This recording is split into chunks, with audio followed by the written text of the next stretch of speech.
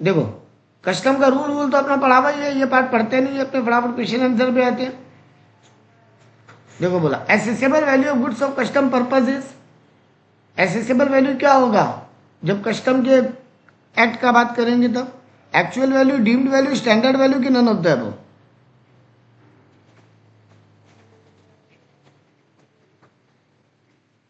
बोलो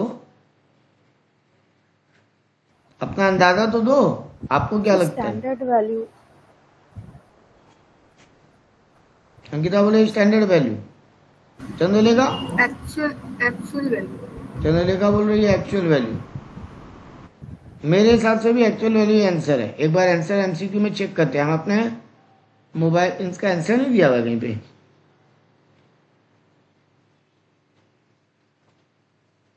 text book में question answer के बाद सारा आंसर दिया है।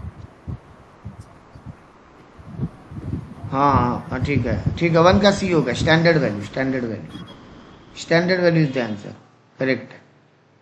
चलो ठीक है, नेक्स्ट क्वेश्चन करते हैं। Where the insurable amount is not available for ascertaining the assessable value of custom duty, take percentage FOB to be. Insurance का अगर वैल्यू नहीं मिल रहा है तो कस्टम के हिसाब से क्या परसेंटेज लेंगे इंश्योरेंस के लिए? एफओबी का कितना परसेंट? 1.125। सही है 1.125। और अगर यही बोलता कि अरे उसका फ्रेट, तो क्या लेते?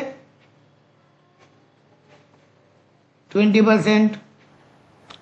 इंश्योरेंस में पता है तो जो पता है वही लेंगे, नहीं पता है तब 1.125।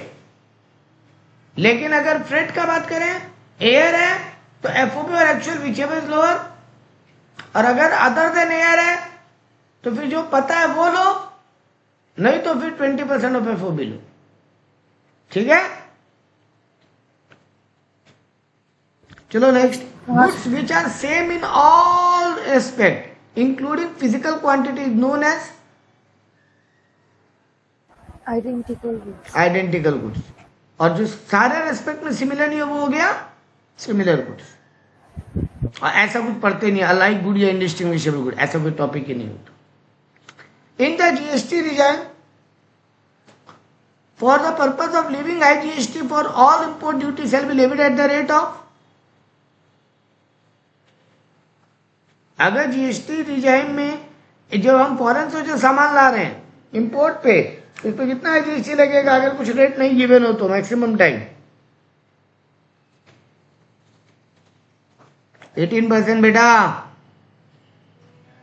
स्टैंडर्ड जीएसटी आईजीएसटी ड्यूटी क्या ऑलवेज, जो एमसीक्यू डायरेक्ट नहीं हिट हो रहा है उसको अभी अपने मन में 4-5 बार रिपीट करके याद रखो, काम आएगा।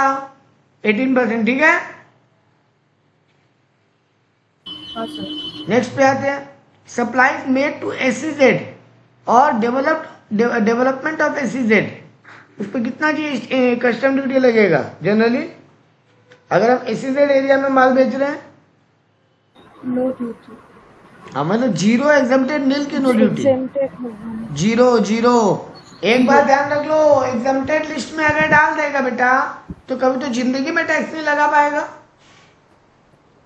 पढ़ते हैं ना। एग्जम्प्टेड में डाले तो कभी जिंदगी में टैक्स नहीं लगा पाएगा। सर एसईजेड जिंदगी भर एसईजेड बैकवर्ड रहेगा क्या? कोई एरिया बैकवर्ड या जिंदगी भर बैकवर्ड रहेगा? नहीं। गवर्नमेंट जिंदगी भर के लिए टैक्स माफ कर देगा वहां पे? नहीं बेटा, तब तो जिस दिन वो थोड़ा भी डेवलप हो जाएगा सब वहीं जाके फैक्ट्री डाल लेगा, बोलेगा लोग कभी जिंदगी में टैक्स ही नहीं देंगे हम। गवर्नमेंट ना कुछ पीरियड के लिए मेंशन करता है उसको एसईजेड, उसके बाद वो जैसे वो पीरियड ओवर हो उसको एसईजेड की लिस्ट से हटा लेता है। तो सर अगर एग्जम्प्टेड और नील ऑलवेज सेम होता है, एग्जम्प्टेड और नील ऑलवेज सेम होता है, और इसमें ये कब होता है? एक्सपोर्ट के केस में, जीएसटी में। तो यहाँ पे जीरो रेटेड आंसर होगा, ठीक है। जीरो रेटेड को कभी भी ड्यूटी में दोबारा लाया जा सकता है बेटा, ठीक है ना। हाँ सर। चलो नेक्स्ट, असेसमेंट मींस, असेसमेंट का मतलब क्या होता है? process of determining the tax liability in accordance with the provision of the act, which includes provisional assessment, self-assessment, reassessment, all of the above. So all of them. All of the above.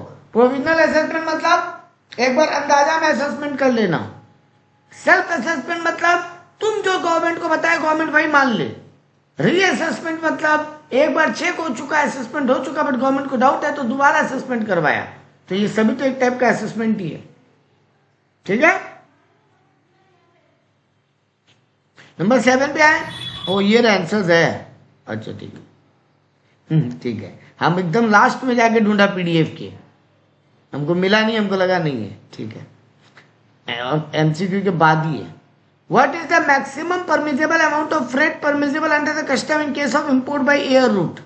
Air से अगर लाएंगे तो maximum amount of import duty क्या है, sorry freight duty क्या है. पहले बोला actual amount 20% of FOB, 12.5% of 20% of FOB और actual amount whichever is less. ये है ना, हम बोला भी था रूल बोलते वक्त. हाँ. अगर फ्रेट एयर से है तभी, कोई अदर रूट से है तो सर या तो जो एक्चुअल लगा है वो, नहीं तो फिर 20%. वहां पे विचेबल लोअर नहीं है. एयर में खाली विचेबल लोअर है, क्योंकि गवर्नमेंट को लगता है एयर रूट में बहुत फेयर लग जाएगा, है ना, बहुत भाड़ा लग जाएगा एयर रूट में, तो उस पर और ड्यूटी लगा देना बहुत हेवी हो जाएगा. इसीलिए बोलता है ठीक है फ्रेट और एफओबी विचेबल लोअर ले लो, जो लगा 20% ऑफ एफओबी और actual amount whichever lower. Next बोला what is the maximum permissible amount of freight under custom law in case of import by vessel.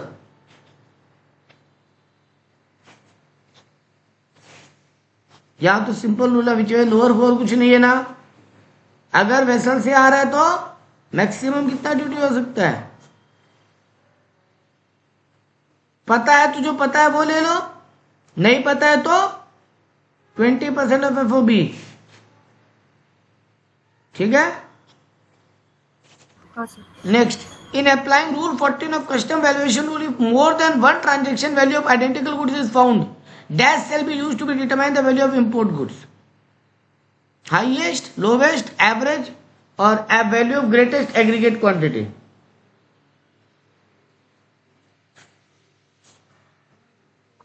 अगर more than one transaction same nature का हुआ है तो कौन सा वाला वैल्यू तुम्हारा माना जाएगा. मान लो तुम्हारे गुड्स का वैल्यू नॉर्मल असेसमेंट वाला वैल्यू नहीं लेना चाह रहा है डिपार्टमेंट, उसको लग रहा है कुछ या तो प्राइस सोल कंसिडरेशन नहीं है या बायर सेलर का रिलेशन है, तो वहां पे क्या करेगा गवर्नमेंट, आइडेंटिकली या सिमिलर को पकड़ेगा. अब एक ही टाइम में दो सेम क्वांटिटी का माल इंडिया में आया हुआ है, तो कौन सा वाला का वैल्यू ले. एक का वैल्यू 1 करोड़ है और एक का वैल्यू 80 लाख है, तो तुम्हारे गुड्स का क्या वैल्यू माने. Lowest of sir. हाँ lowest of the following 80 lakh. ठीक है, यानी 9 का भी आंसर. ठीक. हाँ सर. चलो प्रैक्टिकल सम पे आए. मेरे को बोला compute the assessable value of a machine imported from Germany by RLI limited. कोई कंपनी है और जर्मनी से एक मशीन मंगाया है. Also determine the duty liability of RLI limited. तो पहले तो एसेसेबल वैल्यू निकालना कि किस वैल्यू पे गुड्स का कितना दाम ले जिस पे ड्यूटी कैलकुलेट होगा, और फिर बोला ड्यूटी का भी वैल्यू निकाल के बताओ. चलो ठीक है. आपने को बोला एफओबी है $30,000, 30,000. एयर फ्रेट है $7,250 $. Insurance and transit cost not known. Designing charges 15,000 in India, incurred in India. क्या ये लेंगे गुड्स के वैल्यू में ऐड करें ड्यूटी कैलकुलेट करने के लिए. नहीं सर. नहीं सर, आप इंडिया में कुछ तो कुछ भी कराओगे उसको थोड़ी ना ऐड कर देंगे कोई. ठीक है चलो वेरी गुड. नेक्स्ट बोला इंडियन एजेंट कमीशन ऐड करें. No sir. नहीं. Transport charge for port to factory in India. एक कस्टम पोर्ट से निकाल के फैक्ट्री लेके गए, उसका जो भाड़ा लगा. जब क्या पागल वाला बात करते हैं. कस्टम से निकाल के लेने के बाद गुड्स पे क्या खर्चा करो, उसको थोड़ी ना आप ड्यूटी देने वाले हो गवर्नमेंट. अच्छा आपका रेट ऑफ ड्यूटी 10% बोला है और बोला तो machine is manufactured in India, तो एक्साइज ड्यूटी उस पर लगता है 12.5% और। अगर ये मशीन इंडिया में बनता तो इंडिया में इस पे और एक्साइज ड्यूटी भी लगता। Rate of exchange notified by CBSE 65 पर यूएसडी। सीबीएसई का रेट लेते हैं, यहाँ पे वैसे भी एक ही दिया है, आपको कंफ्यूज करने के लिए आरबीआई का रेट नहीं दिया है। दिया होता तो सर आरबीआई गया भाड़ में, सीबीएसई का रेट लेंगे हम। तो मेरे को देखो एफओबी लिया $30,000। इंश्योरेंस क्या बोला था, नॉट नोन ना, insurance and transit cost not known, तो क्या करें 20% ले लेंगे। इंश्योरेंस है ओह 1.125 हाँ 1.125 है ना। हाँ हड़बड़ा के मत करना, एग्जाम में बच्चा वाला क्वेश्चन है ये। 7 नंबर में डायरेक्ट देगा एकदम, 7 में 7 निकाल के ले जाने का क्वेश्चन है। 7 में 6 भी मिले तो मतलब वो नरक का कढ़ाई में तले जाओगे, वो वाला पाप लगेगा। ठीक है, तो देखो 1.125 निकला एफओबी का। इसके बाद एयर फ्रेट का क्या, फ्रेट का क्या रूल है सर, जो लगा, क्योंकि ये कौन से रूट से है, एयर एयर तो क्या बोलता है एयर के लिए रूल, जो लगा या फिर 20% नीचे वेज लोअर, और बाकी के लिए अगर पता है तो वही ले लो, नहीं पता हो तो 20% एफएफ होगी। ठीक है ना, ये रूल याद रखना, यही पे परसेंटेज है और कहीं और कहानी याद, परसेंटेज का कहानी याद नहीं रखना है तुमको, एक और परसेंटेज का कहानी याद रखना है।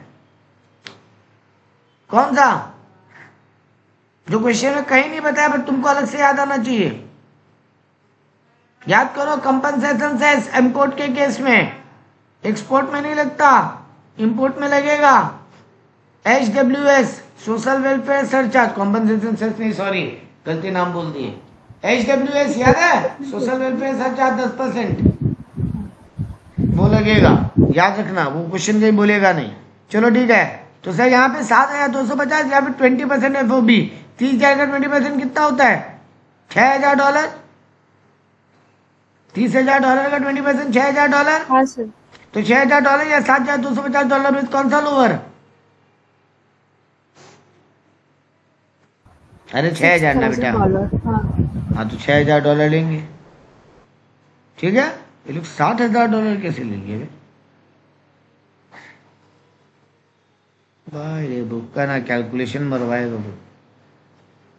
ओ 6,000 ही लिए, लिखा 60,000 है, लेकिन 36,000 टोटल कैसे आएगा अगर 60,000 ही ऐड करेंगे तो 36 कैसे आएगा, और पार हो जाता। ठीक है, 30,000 6,000 और 337.5, 36 337.5 आ गया। अब उसको क्या करें सर, INR से मल्टीप्लाई, कितना है तुम्हारा INR का रेट 65।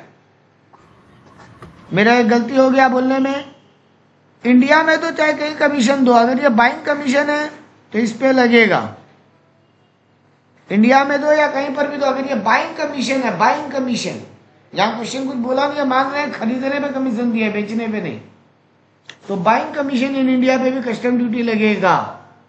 मिस्टेक हुआ बोलने में, तो ये देखो ये भी ऐड किया, local agent commission. CIF value आ गया,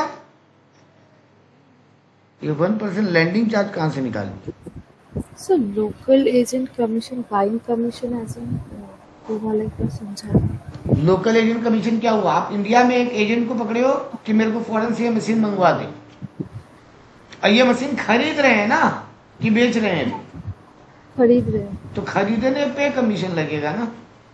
अच्छा, ये 1% वाला रूल जो है ये पुराना रूल था, ये लोग पुराना समझता है इसलिए ये लोग सॉल्व किया। तुम्हारे यहाँ कोई लैंडिंग चार्ज नहीं होगा, तुम्हारे यहाँ कोई लैंडिंग चार्ज सिलेबस में नहीं है, आपने कहीं भी नहीं पढ़े कोई लैंडिंग चार्ज, ये पुराना, क्योंकि 2017 का समय तब था, तो ये लोग वो भी जोड़ दिया, अपने को नहीं करना है। ठीक है, हाँ सर। तो अपना आ गया वैल्यू ऑफ द गुड्स 23,81,938 रुपया। अब उस पर क्या करें सर, पहले बेसिक कस्टम ड्यूटी निकालिए, कितना है 10%, चलो निकाल दो, 10% निकाल दिया। ये लोग सोशल वेलफेयर सरचार्ज नहीं लिया,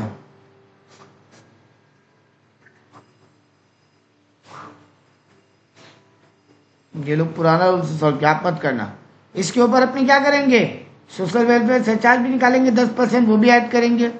आपका इंडिया में कस्टम ड्यूटी लग रहा है, एक्साइज ड्यूटी लग रहा है उस प्रोडक्ट पे, तो अगर इंडिया में कोई टैक्स लग रहा है उस गुड पे जो इंडिया में बनता अगर तो विदेश से आएगा तो उसको भी लगा देंगे ना,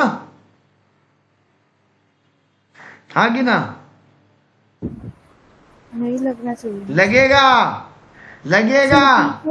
इंडिया में अगर कोई ड्यूटी उस गुड्स को बनने में लगता है, इंडियन गवर्नमेंट बोलता है इंडियन मैन्युफैक्चरर का नुकसान नहीं होने देंगे। इंडिया में अगर कोई भी ड्यूटी लग रहा है, पुराने टाइम में एक्साइज ड्यूटी था, अभी क्या हो गया है भाई, अभी क्या हो गया है भाई, जीएसटी ना, आईजीएसटी। तो बेटा पुराने जमाने का समय नहीं, 2017 का समय, जीएसटी उस साल आया ही था। यहाँ पे अब आपके एग्जाम में क्या कर देगा, एक्साइज ड्यूटी की जगह क्या वर्ड ले आएगा, इंडिया में जीएसटी इस पे 18% है जो भी है। तो सर जी अगर इंडिया में एक्साइज, जीएसटी, सर्विस टैक्स कुछ भी लग रहा है उस प्रोडक्ट के ऊपर, अगर वो इंडिया में बन के बिकता तो इंडियन गवर्नमेंट बोलता है इंडियन मैन्युफैक्चरर का नुकसान नहीं होने देंगे, फॉरेन पे भी वही ड्यूटी लगा देंगे। आईजीएसटी लगाते कि नहीं लगाते, लगाते ना। तो यहाँ पर ये पुराना जमाने का समय, इसलिए एक्साइज ड्यूटी दे दिया। नया सम होता तो यहाँ पे आईजीएसटी लिख देता, सर वो लगेगा, ठीक है। हाँ सर। तो ड्यूटी वैल्यू कैलकुलेट हो जाएगा। ये अपने को नहीं करना है, एच अपने नहीं है, अपने आप खाली भाई ये सोशल वेलफेयर सरचार्ज लो नहीं निकाला क्योंकि तब शायद नहीं था, अपने यहाँ पे 10% सोशल वेलफेयर सरचार्ज निकाल के ऐड कर दे, ठीक है, क्लियर है। चलो एक और सम करते हैं। From the under mention related to import made on 12/10/2017 of a product meaning from न्यूयॉर्क, न्यूयॉर्क से एक प्रोडक्ट मंगवाया, इंपोर्ट किए, कहाँ पे, कोची एयरपोर्ट पे, उससे कोई फर्क नहीं पड़ता कौन किया, मिस्टर प्रहलाद, उससे भी कोई फर्क नहीं पड़ता। एफओबी बोला है उसका $10,000 है। एफओबी क्या होता है सर, जिस कस्टम स्टेशन से माल निकल रहा है वहां तक का वैल्यू, और सीआईएफ क्या होता है, जिस कस्टम स्टेशन पे माल लैंड कर रहा है वहां तक का वैल्यू। मेरा बात क्लियर है। एफओबी क्या होता है, जिस कस्टम स्टेशन से माल चढ़ रहा है। अब अगर फॉरेन से माल आ रहा है, यहां पे इंपोर्ट हो रहा है ना, तो एफओबी कहां का वैल्यू होगा, न्यूयॉर्क के एयरपोर्ट तक का। और सीआईएफ वैल्यू किसको बोलेंगे, कोची एयरपोर्ट पे उतरने। वैसे अगर इंडिया से कोची से माल जा रहा होता यूएसए तो कोची के कस्टम बॉर्डर तक का माल को वैल्यू को बोलते हैं एफओबी, और यूएस में जब लैंडिंग वैल्यू होता है उसको बोलते हैं सीआईएफ। ये क्लियर रहेगा।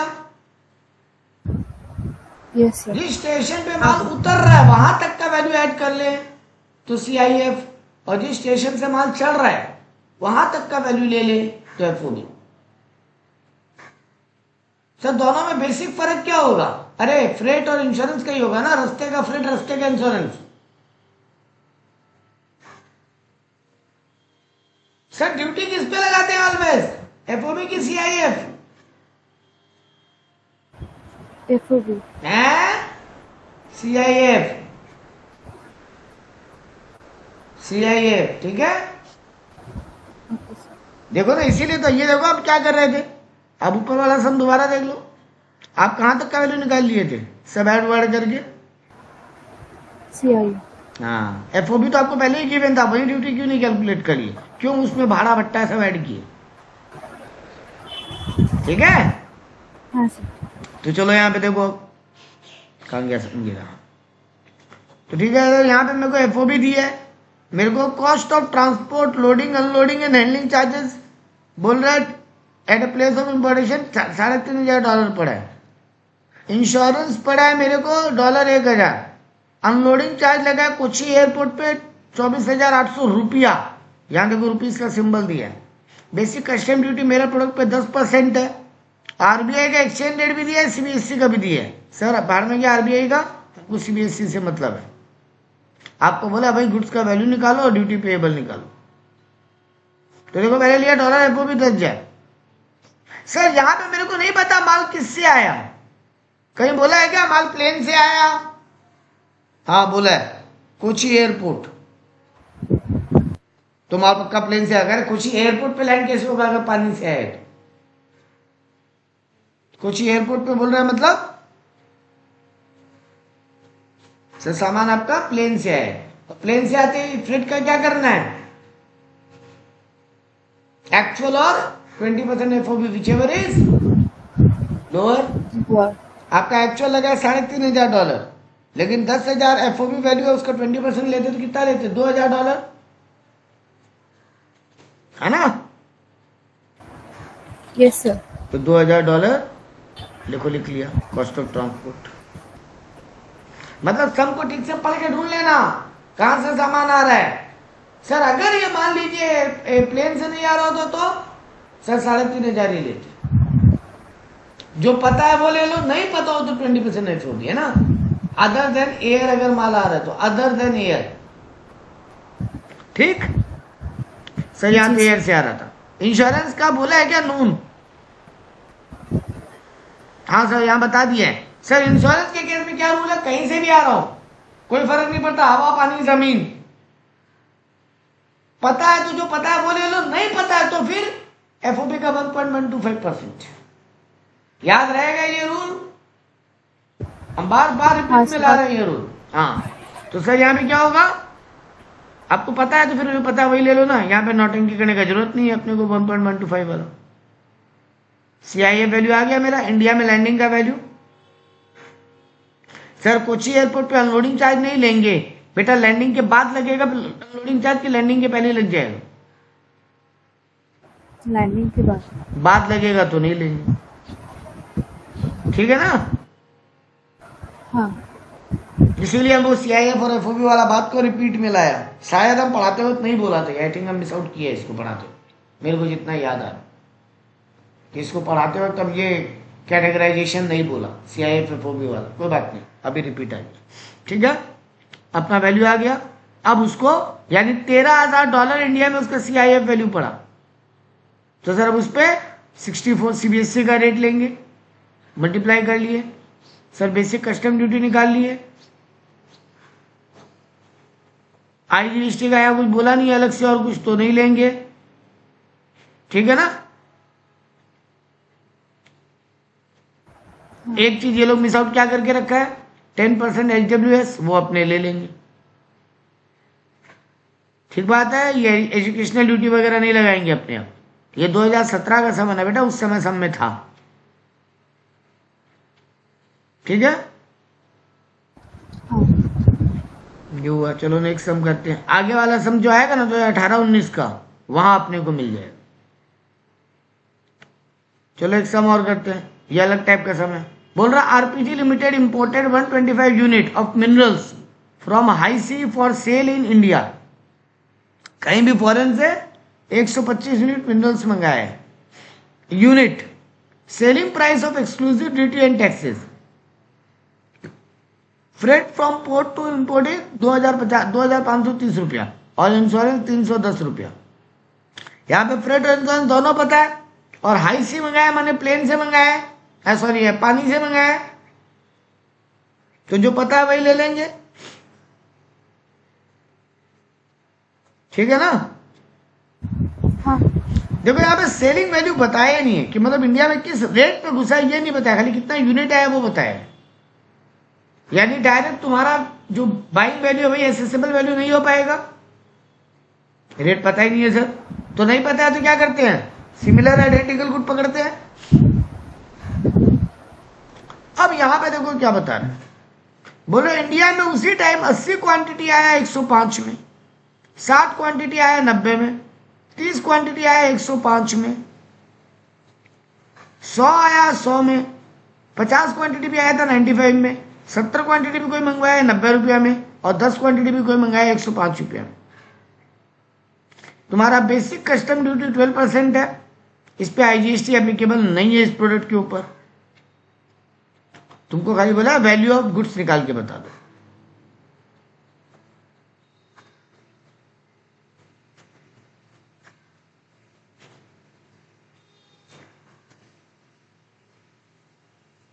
105 वाला कितना क्वांटिटी है? 80, 30 और एक बार 10, कितना हुआ?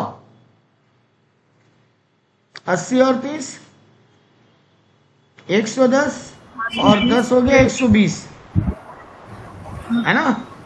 हम्म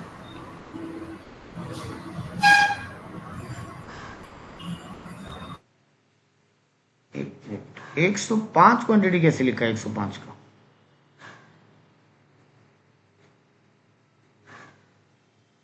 ₹90 वाला कितना है? 90 वाला तो एक ही आया है ना? नहीं, 60 आया और 70 आया। 60 और 70 कितना हो गया? 130 यूनिट। और अपने 105 वाला कितना निकाले थे? 120 यूनिट। 120 यूनिट आया 105 रुपए का, और 130 यूनिट आया 90 वाला। और कोई रेट तो कॉमन पड़ा नहीं ना। 100 यूनिट आया 100 रुपया वाला, उससे अपने को मतलब नहीं है। 100 यूनिट आया 100 रुपये वाला। तो तीनों में हाईएस्ट क्वांटिटी कौन सा है? 130। 130 आया 90 वाला, तो तुम्हारे गुड्स का भी क्या वैल्यू ले लेंगे? मतलब अपने क्वांटिटी हाईएस्ट देखेंगे और उसका रेट लेंगे। अब अगर यहीं पे तो दो रेट आ जाते एक ही क्वांटिटी पे, तो लोवेस्ट वाला रेट ले लेते। 130 यूनिट एक और आया होता, मान लो 95 रुपये में, तो अपने 90 लेते। ठीक है? हाँ सर, ठीक है। चंद्र का क्लियर है ये पॉइंट? हाँ सर। हाँ तो ठीक है सर, अब मिल गया। 125 इंटू 90 कर लीजिए। ये लोग यहाँ गलती लिख दिया, 105 नहीं, ये 110 है ना। 80, 30 और 10 120 है। यहाँ पे क्वांटिटी गलत लिख दी है। ठीक है, कोई बात नहीं। तो अपने को 90 वाला ही लेना है, तो 90 ले लिए।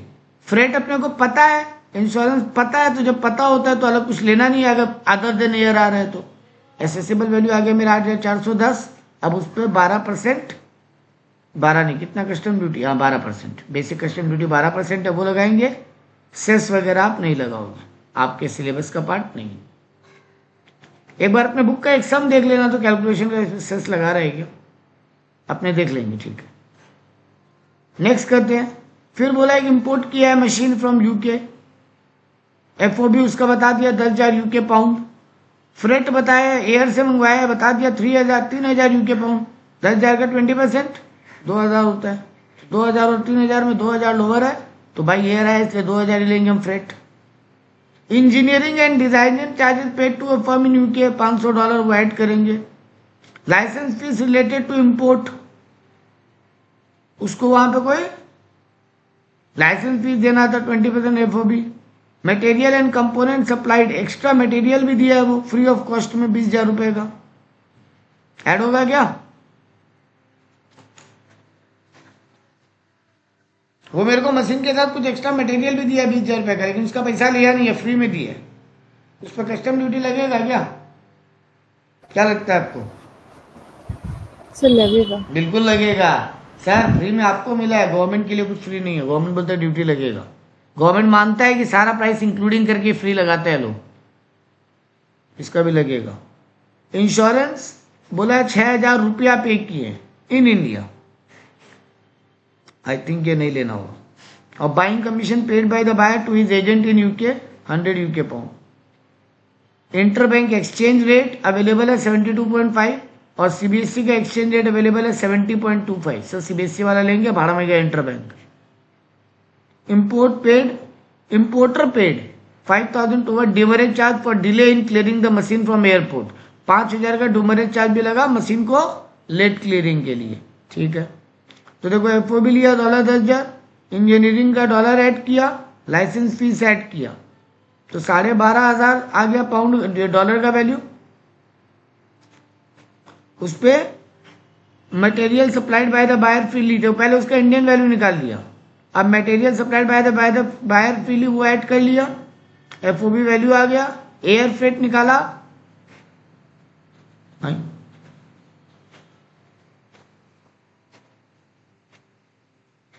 एक मिनट, अपना एयर फ्रेट निकालो तो 2,000 इंटू, कुछ गलती की है, एयर फ्रेट रॉन्ग निकाला है लो। इस वैल्यू पे, ओह सॉरी, हाँ, मेरा मिस्टेक होता। हम तो डायरेक्ट 3000 10,000 का 20% निकाल लिया ना। नहीं, ये सब भी तो ऐड होके निकलेगा ना, ये भी तो वहीं लग गया ना, वहां का माल चढ़ने के पहले ये सब खर्चा लग चुका है ना, इंजीनियरिंग चार्ज, लाइसेंस चार्ज, है ना। हाँ सर, मतलब टोटल एफओपी निकलेगा उसके उसका बाद 20% लेके देखना है मेरे। ये लोग वही किया, ये लोग ठीक किया। इंश्योरेंस तो डायरेक्ट फिगर पता है तो वही ले लो सर, CIF वैल्यू आ गया, उस पर ड्यूटी कैलकुलेट कर लो। या ड्यूटी का कहानी करने बोला नहीं है, खाली एसेसेबल वैल्यू निकालने बोला।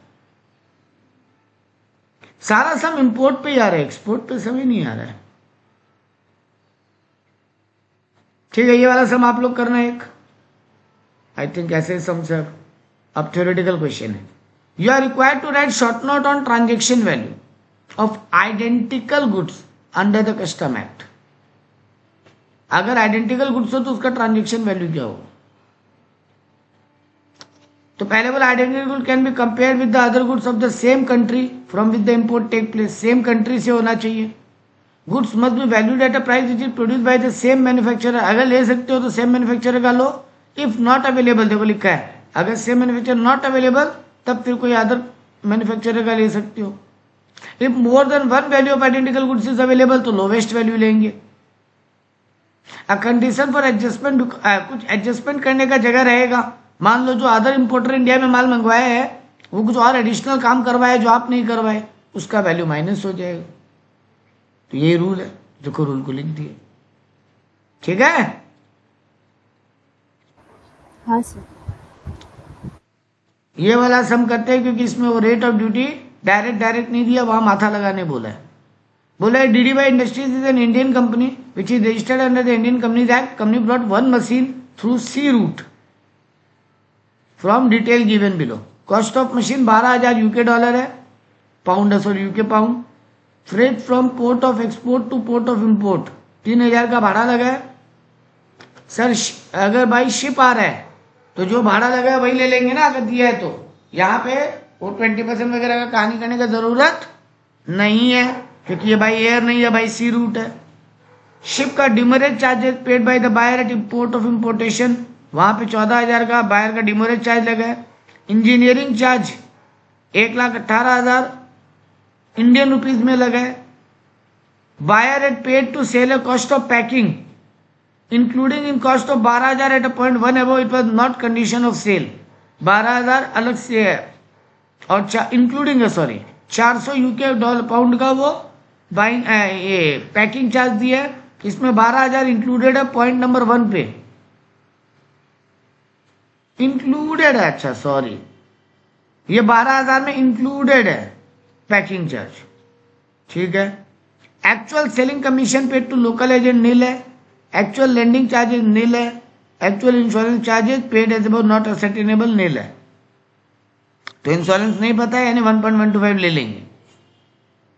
अदर इंफॉर्मेशन अब काम कर, क्योंकि यहां तक वाला पार्ट अपने पहले भी कर चुके हैं।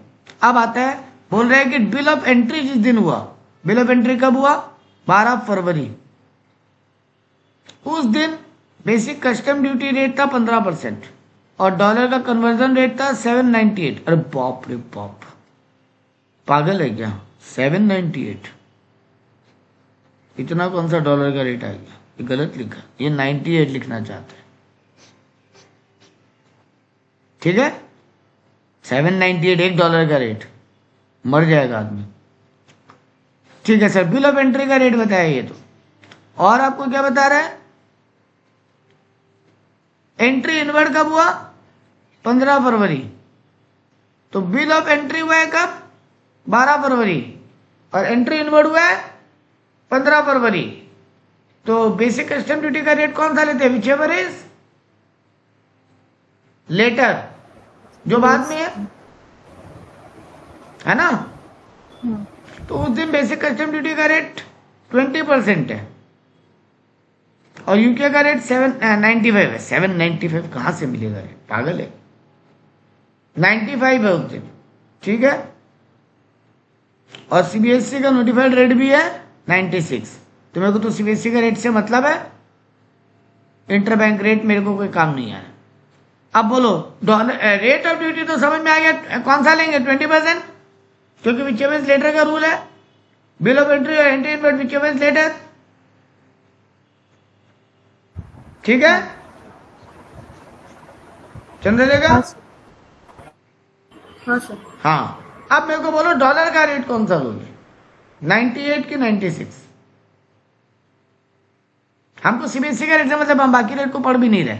सीबीएसई का 98 है 12 फरवरी के दिन, और सीबीएसई का 95 है, नहीं 95 है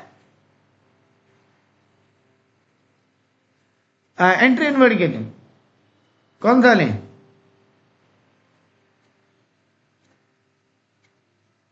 क्या रूल है? जिस दिन बिल ऑफ एंट्री फाइल हुआ वही रेट।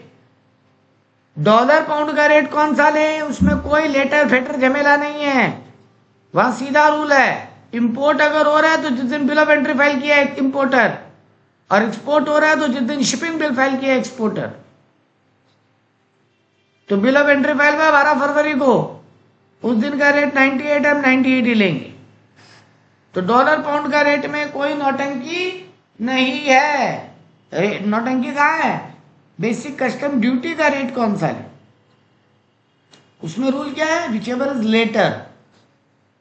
तो यहां पे आप कस्टम ड्यूटी का रेट 20% लेना है और डॉलर का रेट 98, ठीक है? हाँ चलो सोशल वेलफेयर सर्चार्ज बता दिया, नहीं बताया तो तुम लगाते भी सर, मतलब ये 2018-19 के बाद आया है रूल, ठीक है। आपका आईजीएसटी का रूल, यहाँ पे आईजीएसटी लग रहा है आपकी इस मशीन के ऊपर, तो आपको भी लगाना पड़ेगा। इंटीग्रेटेड टैक्स लग रहा है तो आपको भी लगाना पड़ेगा।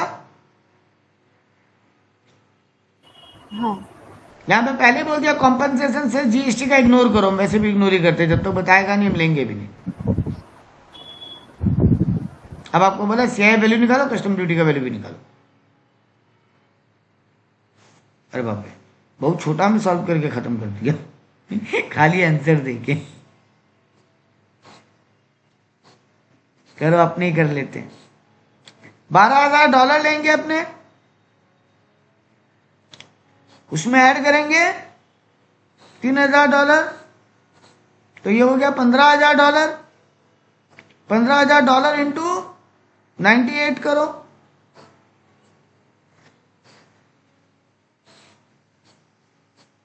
$14,70,000। 14,70,000। हाँ, उसमें आप ऐड करो आपका ये जो लगा, कहाँ गया, 1,18,000 इंजीनियरिंग चार्ज आप इंडिया में दिए हो, लेकिन दिए हो इंपोर्टर के बिहाफ में, एक्सपोर्टर के बिहाफ में। वो कंडीशन ऑफ सेल ही था कि आप इंडिया में पे करोगे तो आपको फॉरेन में नहीं लेगा। तो भैया ये सब सेटिंग बाजी नहीं चलेगा। आप एक्सपोर्टर के बिहाफ में इंडिया में कुछ भी पे कर रहे हो, उस पर भी ड्यूटी लग जाएगा। तो कितना हुआ, 1,18,000 ऐड करो, 15,80,000। 15,80,000। हाँ 80,000 और इसका 33 क्यों रहेगा? सर 15,88,000 आ रहा है। वही 88, तो 88 तो बहुत आ रहे, तो 33 होगी, यहाँ पे कमी है। अभी एक चीज तो और ऐड करना बाकी है मेरा, क्योंकि यहाँ पे बोला इंश्योरेंस चार्ज नॉट नोन, है ना? तो नॉट नोन हो तो क्या करते हैं? 1.125%। हाँ, तो ऐड करो। कितना डॉलर आ रहा था अपना? $15,000 ना? हाँ $15,000 में, अच्छा एक काम करो ना, $15,000 का पहले 1.125 निकालो,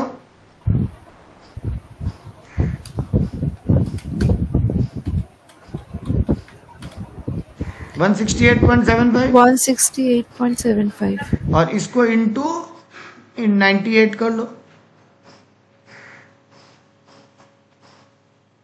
16,537 आ रहा है। 16। हाँ और जो तुम्हारा पुराना वैल्यू आया था 15,88 कितना आया था? 88,000।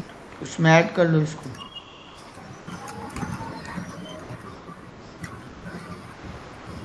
मेरा तो आ रहा है 16,04,537 16 लाख। हाँ सर, मेरा भी और ये 0.5। लोग का आ रहा है 0.5.75 तो ठीक है। -15,33,432 71,000 रुपया का गैप आ रहा है। क्यों भाई?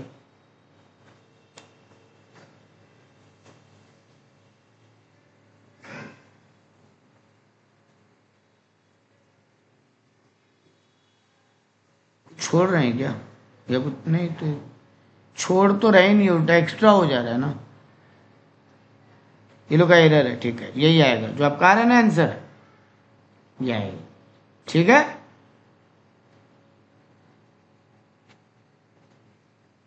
क्लियर है? हाँ सर। हाँ सर। ये लोग का आंसर में एरर है, जो भी है ठीक है। अगला सम वैसे ही रेट कौन सा डेट का होगा वो डिसाइड करने बोला है। ये भी पूरा सॉल्व नहीं किया। अगला 2-3 क्वेश्चन ये लोग सॉल्व नहीं किए। ठीक है, आप लोग करना, हम देख लेंगे। 9 नंबर सॉल्व किए हैं, 9 नंबर कर लेना। तो 3 सम छोड़ा है, ये 3 सम एक बार आप लोग करना। इसी टाइप का क्वेश्चन आपको एग्जाम में देगा।